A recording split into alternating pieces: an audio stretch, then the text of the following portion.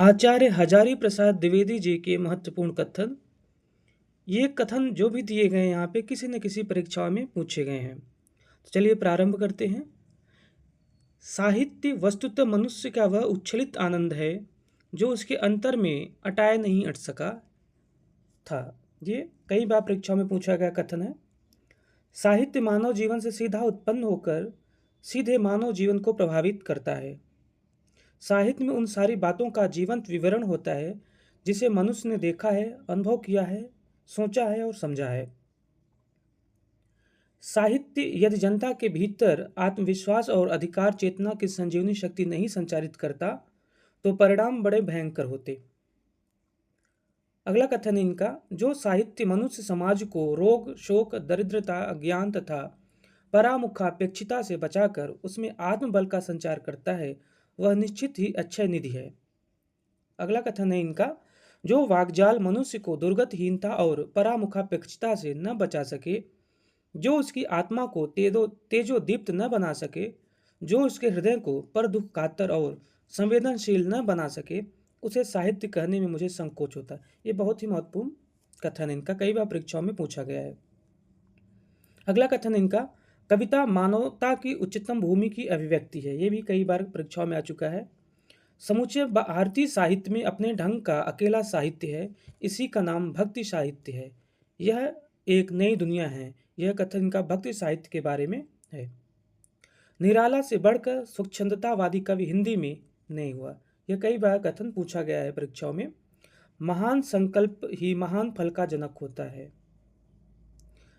कर्म का सिद्धांत भारतवर्ष की अपनी विशेषता है। पुनर्जन्म का सिद्धांत खोजने पर अन्य देशों के मनुष्यों में भी पाया जाता है। आध्यात्मिक ऊंचाई तक समाज के बहुत थोड़े लोग ही पहुंच सकते हैं। बाकी लोग छोटे मोटे दुनियावी टंटों में उलझ रह जाते हैं। वे आध्यात्मिक आदर्श को विकृत कर देते हैं।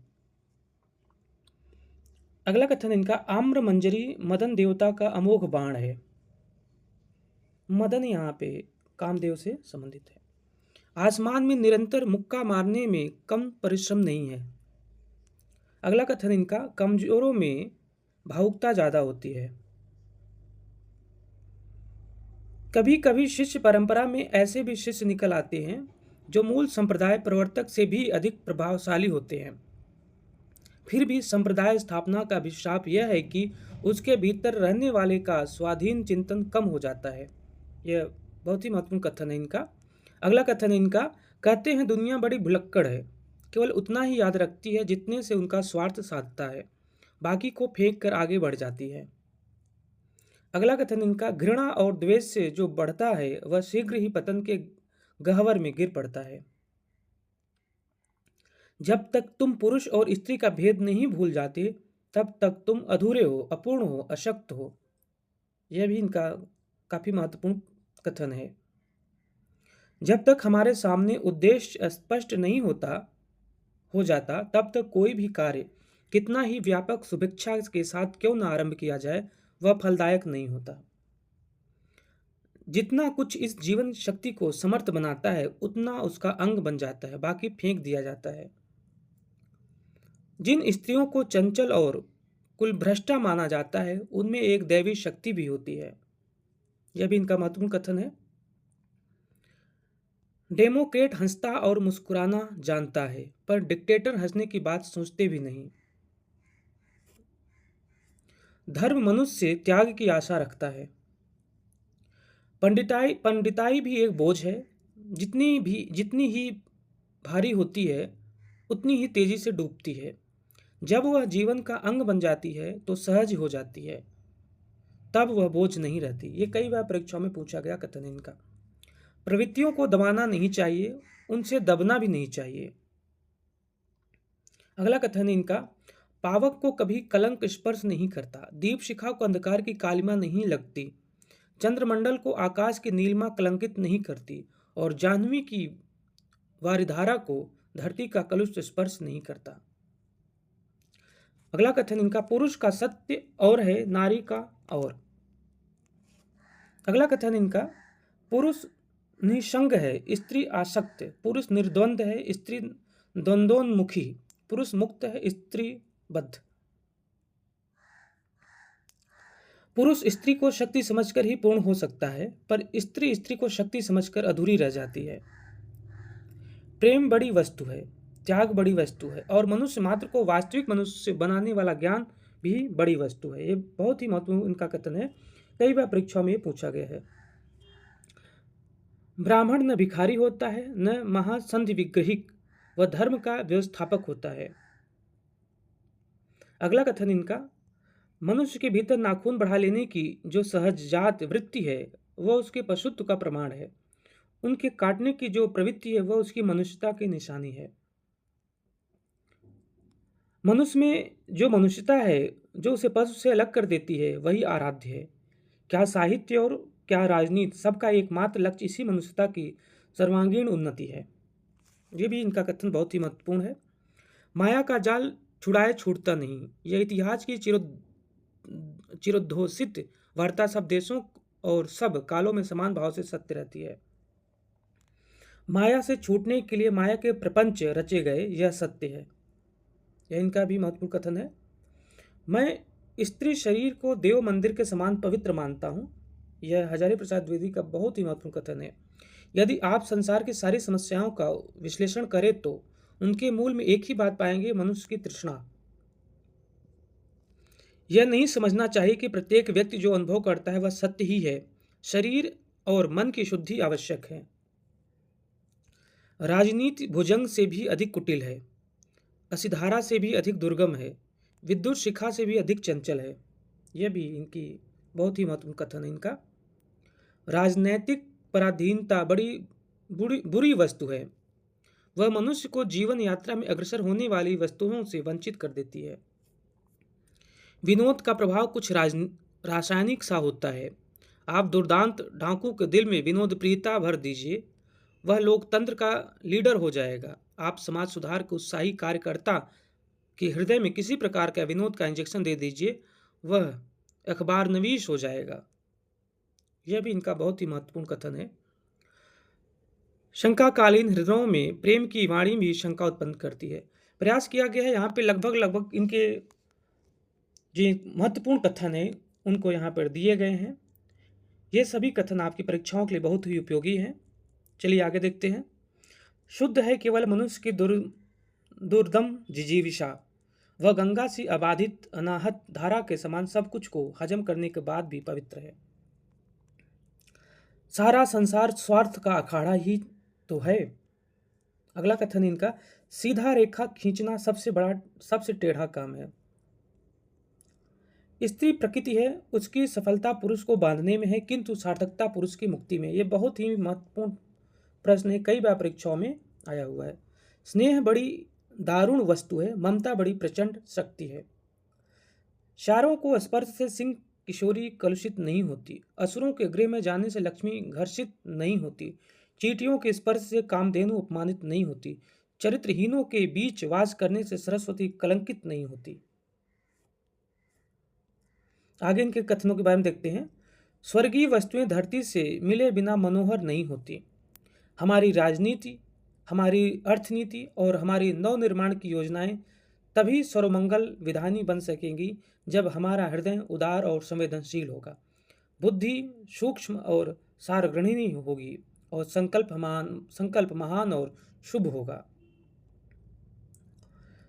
सुविधाओं को पा लेना ही बड़ी बात नहीं है, प्राप्त सुविधाओं को मनुष्य मात्र के मंगल के लिए नियोजित कर सकना भी बहुत बड़ी बात है। सत्य सार्वदेशिक होता है। यह भी इनका महत्वपूर्ण कथन है। अब इनके कुछ महत्वपूर्ण कथन जो कि संस्कृति और सभ्यता के बारे में हैं, देख लेते हैं। मनुष्य की श्रेष्ठ साधनाएं ही संस्कृत हैं। अगला कथन इनका, मानव जीवन की 3 स्थितियां मानी गई हैं, विकृति, प्रवृत्ति और संस्कृति। विकृति अधोगामिनी स्थिति है तो संस्कृति ऊर्ध्वगामिनी। संस्कृति मनुष्य की विविध साधनाओं की चरम परिणति है। धर्म के समान वह भी अविरोधी वस्तु है, वह समस्त दृश्यमान विरोधों में सामंजस्य उत्पन्न करती है। भारतीय जनता की विविध साधनाओं की सबसे सुंदर परिणति को ही भारतीय संस्कृति कहा जा सकता है। मनुष्य की जीवन मनुष्य की जीवनी शक्ति बड़ी निर्मम है। वह सभ्यता और संस्कृति के वृथा मोहों को रौंदती चली आ रही है। सभ्यता की दृष्टि वर्तमान की सुविधा असुविधा पर रहती है, संस्कृति की भविष्य या अतीत के आदर्श पर। यह बहुत ही महत्वपूर्ण कथन है इनका। सभ्यता बाह्य होने के कारण चंचल है, संस्कृति आंतरिक होने के कारण अस्थायी है। यह भी महत्वपूर्ण कथन इनका। सभ्यता समाज की बाह्य व्यवस्थाओं का नाम है, संस्कृति व्यक्ति के अंतर के विकास का। नाना प्रकार की धार्मिक साधनाओं, कलात्मक प्रयत्नों और सेवा भक्ति तथा योग मूलक अनुभूतियों के भीतर से मनुष्य उस महान सत्य के व्यापक रूप को क्रमशः प्राप्त करता जा रहा है, जिसे हम संस्कृति शब्द द्वारा व्यक्त करते हैं। यह सभ्यता और संस्कृति पर इनके प्रमुख कथन थे। अब देख लेते हैं कबीर के ऊपर इनके प्रमुख कथन। संयोग से वे एक ऐसे युग संधि के समय उत्पन्न हुए थे जिसे हम विविध धर्म साधनाओं और मनोभावनाओं का चौराहा कह सकते हैं। वे मुसलमान होकर भी असल में मुसलमान नहीं थे, वे हिंदू होकर भी हिंदू नहीं थे, वे साधु होकर भी साधु अगृहस्थ नहीं थे, वे वैष्णव होकर भी वैष्णव नहीं थे, वे योगी होकर भी योगी नहीं थे। वे कुछ भगवान की ओर से ही सबसे न्यारे बनाकर भेजे गए थे। वे भगवान के नृसिंह अवतार की मानो प्रतिमूर्त थे। यह बहुत महत्वपूर्ण कथन है इनका कबीर जी के बारे में। उन्हें सौभाग्यवश सुयोग भी अच्छा मिला था। जितने प्रकार के संस्कार पढ़ने के रास्ते हैं वे प्राय सभी उनके लिए बंद थे। हिंदी साहित्य के हजारों वर्षों के इतिहास में कबीर जैसा व्यक्तित्व लेकर कोई बिरला ही उत्पन्न हो। एक सेकेंड देख लेते हैं कुछ। यहाँ कबीर जैसा व्यक्तित्व लेकर कोई उत्पन्न नहीं हुआ। अगला कथन है इनका। 15वीं शताब्दी में कबीर सबसे शक्तिशाली और प्रबोधपादक व्यक्ति थे। कबीर अपने युग के सबसे बड़े क्रांतिदर्शी थे। ये महत्वपूर्ण इनका कथन है। भाषा पर कबीर का जबरदस्त अधिकार था, वे वाणी के डिक्टेटर थे। कबीर में एक प्रकार घर फूंक मस्ती और पकड़ाना लापरवाही के भाव मिलते हैं। उनमें अपने आप के ऊपर अखंड विश्वास था। उन्होंने कभी भी अपने ज्ञान को, अपने गुरु को, अपनी साधना को संदेह की दृष्टि से नहीं देखा। कबीर ने ऐसी बहुत बातें कही हैं जिनसे समाज सुधार में सहायता मिलती है, पर इसलिए उनको समाज सुधारक समझना गलती है। कबीर जब पंडित या शेख पर आक्रमण करने को उद्यत होते हैं तो उतने सावधान नहीं होते जितने अवधूत या योगी पर आक्रमण करते समय दिखते हैं। हमने देखा है कि बाहाचार पर आक्रमण करने वाले संतों और योगियों की कमी नहीं है, पर इस कदर सहज और सरल ढंग से चकनाचूर करने वाली भाषा कबीर के पहले बहुत कम दिखाई दी है। व्यंग्य वह है जहां कहने वाला अधरोष्ठों में हंस रहा हो और सुनने वाला तिलमिला उठा हो, और भी कहने वाले को जवाब देना अपने की ओर भी उपहासास्पद बना लेना हो। कबीर ऐसे ही व्यंग्य करता थे। ऐसे थे कबीर, सिर से पैर तक मस्त मौला, स्वभाव में फक्कड़, आदत से अक्कड़, भक्त के सामने निरीह, भेषधारी के आगे प्रचंड, दिल के साफ, दिमाग के दुरुस्त, भीतर से कोमल, बाहर से कठोर, जन्म से अस्पृश्य, कर्म से वंदनीय। वे जो कुछ कहते थे अनुभव के आधार पर कहते थे, इसलिए उनकी उक्तियां बनने वाली और व्यंग चोट करने वाले होते थे। सूरदास जी के बारे में हजारी प्रसाद द्विवेदी जी के कथन देख लेते हैं। वात्सल्य भाव के काव्य के लिए सूरदास की बड़ी ख्याति है। सूरदास ने यदि राधिका के प्रेम को लेकर गीत काव्य की रचना न करके प्रबंध काव्य की रचना की होती तो आज असफल हुए होते। गीत काव्यात्मक मनोरोगों पर आधारित विशाल महाकाव्य ही सूरसागर है।